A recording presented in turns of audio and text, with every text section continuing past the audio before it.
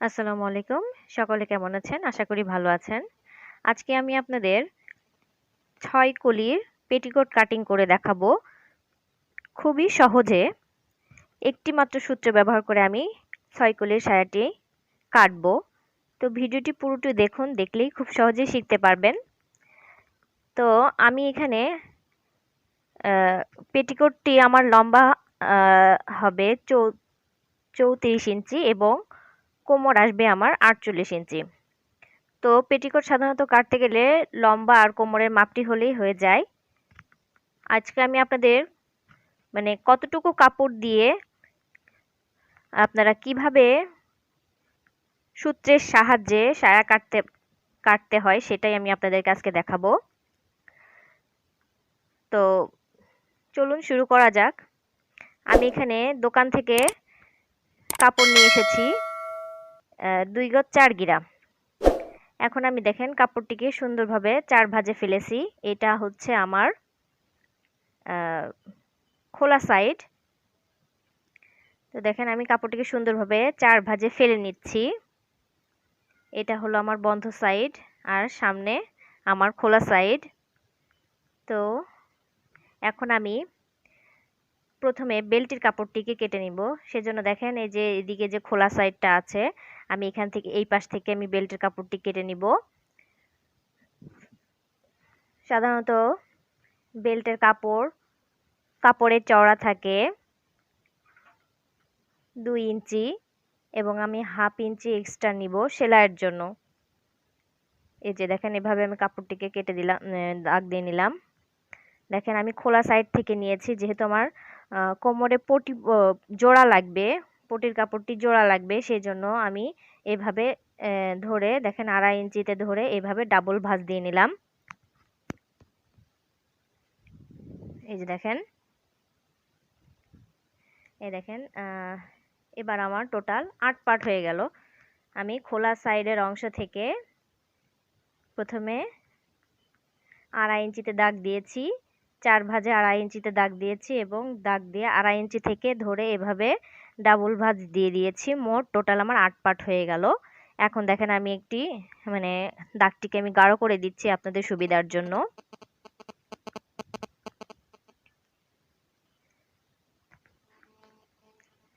এই যে দেখেন, এখন আমি এই অনুযায়ী কাটিং করে নিব। আমি এই পেটিকোট কাটিংটি পুরো বিস্তারিত দিয়েছি। যারা নতুন আছেন তারা খুবই সহজেই এই মাপ অনুযায়ী আপনারা কাটিং করে নিতে পারবেন। দেখেন আমি বেল্টের কাপড়টি কেটে নিয়েছি। এই যে দেখেন আমি আপনাদেরকে দেখিয়ে দিচ্ছি সুন্দর করে, আমার এখানে দুটো পার্ট বেরিয়েছে। কিভাবে এই পটির কাপড়টি জয়েন্ট হবে আমি তো আপনাদেরকে দেখাই দেই। এইভাবে মাঝখান দিয়ে ২ ভাঁজ করে দিব, দিয়ে এখন আমি কোমরের মাপটি দিয়ে নিব। তো আমার এখানে কোমর ছিল ৪৮ ইঞ্চি। সাধারণত সায়ার ফিটিংস যে কোমরে মাপ হয় সেই মাপ থেকে ৪ ইঞ্চি অথবা ৫ ইঞ্চি বেশি নিতে হয়। তো আমি এখানে ৪ ইঞ্চি বেশি নিয়েছি। ৪৮ ইঞ্চি কোমর যেহেতু ২ ভাঁজে আসবে আমার সায়াটি, সেই জন্য আমার ৪৮ ইঞ্চির অর্ধেক আসে ২৪ ইঞ্চি। এই যে দেখেন ২৪ ইঞ্চিতে আমি একটা দাগ দিলাম এবং আমি এক্সট্রা ১ ইঞ্চি বেশি নেব সেলাইয়ের জন্য। এই যে দেখেন আমি ১ ইঞ্চি বেশি নিয়ে নিচ্ছি এক্সট্রা সেলাইয়ের জন্য। কাপড়টিকে এইভাবে আপনারা ধরবেন, বেল্টের কাপড়টিকে ধরে এখানে ২৫ ইঞ্চিতে আগে দাগ দিয়ে নেবেন, তারপর ২৫ ইঞ্চিকে ধরে এভাবে বেল্টের কাপড়টি ভাঁজ করে দিবেন। এই যে দেখেন আমি ২৫ ইঞ্চি নিয়েছি, নিয়ে যে বাড়তি অংশটুকু ছিল সেটাকে আমি এভাবে ভাঁজ দিয়ে নিয়েছি। আমি এটাকে সরাই দিয়ে আপনাদেরকে ভালো করে দেখাই দিচ্ছি। এখন আমার এতখানি কাপড় জোড়া লাগবে, সেই জন্য এই যে দেখেন আমার যে আরেকটি পার্ট ছিল এই পার্টটিকে আমি এবার আবার এই যে এই মাঝখান থেকে এভাবে ধরবো, ধরে এভাবে যতটুকু পরিমাণ লাগে আমি কাপড়টিকে জোড়া দিয়ে নেব। এই যে দেখেন, এই যে আমি উল্টো করে দেখাই দিচ্ছি আপনাদেরকে। এই যে এই পর্যন্ত আমার কাপড়টি জোড়া লাগবে আর এটুকু বাড়তি অংশটুকু থেকে যাবে। তো আমি এখানে যেই 25 ইঞ্চি পর্যন্ত রেখেছিলাম এখান থেকে আমি এক্সট্রা 1 ইঞ্চি নিয়ে নিব সেলাইয়ের জন্য। তো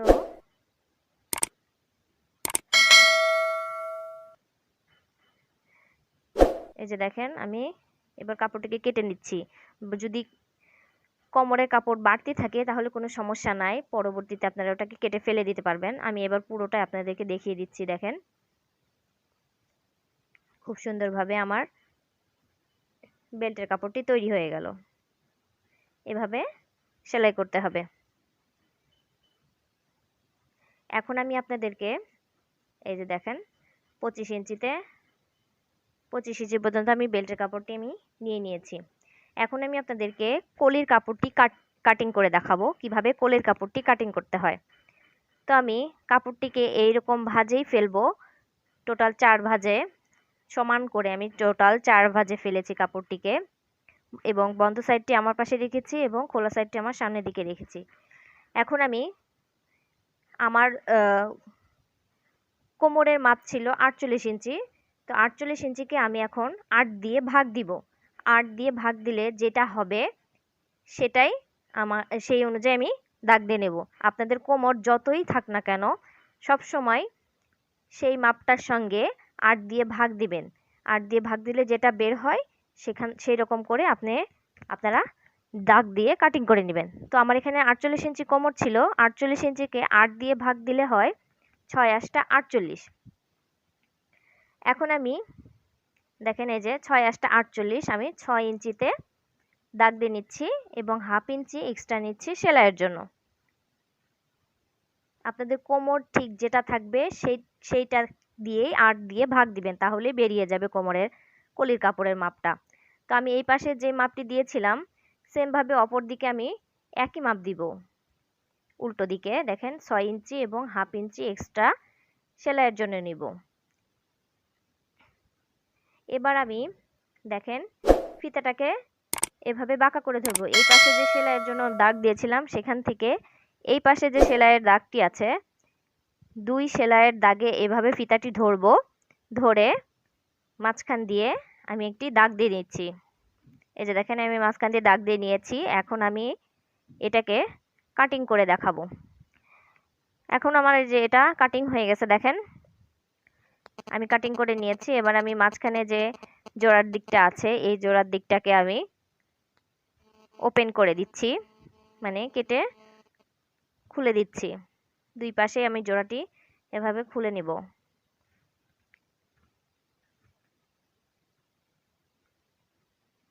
এখন আমি আপনাদেরকে দেখাবো কলির কাপড়টি কিভাবে জয়েন্ট দিতে হয়।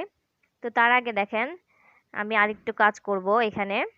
এই যে দেখেন এটা আমার বাঁকা অংশ, এই পাশটা আমার দুটাই বাঁকা অংশ। এবার আমি এই যে সোজা সাইডটি আছে এই সোজা সাইডের সঙ্গে এখন আমি এই সোজা সাইড একসঙ্গে মিলিয়ে নেব। কিভাবে আমি কাপড়টি মিলিয়ে নিয়েছি দেখেন, এইভাবে অপর পাটটি এই যে দেখেন আমি কিভাবে মিলিয়ে নিচ্ছি। এভাবে সোজা সাইড আর সোজা সাইড দুটোকে একরকম একসঙ্গে করে নিব, মানে ছোট পাট এক পাশে থাকবে, এই যে সোজা সাইড আর বড় পাট একসঙ্গে থাকবে। এভাবে আমি কাপড়টিকে সুন্দর করে ধরে নিচের দিকে, মানে ঝুলের দিকটি আছে আমি নিচে ঝুলের দিকে এভাবে দেখেন এই কোণা থেকে হাফ ইঞ্চি করে আমি ভিতরে দাগ দিয়ে নিব। তাহলে হবে কি এখানে আপনারা হাফ ইঞ্চি করে এভাবে দাগ দিয়ে নিচ্ছি। দাগ দিয়ে আমি কেটে নিব, না হলে সেলাই করার সময় আপনার এখানে কোণা বের হয়ে যাবে। আর এই হাফ ইঞ্চি যদি আপনারা আগে থেকে কাটিং করে নেন তাহলে আর কোণাটি বের হবে না। এটা অবশ্য অপশনাল, আপনারা সেলাইয়ের পরেও কাটতে পারেন, সেলাইয়ের আগেও কাটতে পারেন। আমি সেলাইয়ের আগেই কেটে দিচ্ছি। তো আমি কাপড়টি ঠিক এইভাবে ছিল আমার। এখন আমি আপনাদেরকে দেখাবো জয়েন্ট দিতে হবে কিভাবে। এই যে দেখেন এটা আমার জোড়া পাট বের হয়েছে দুইটা বড় পাট।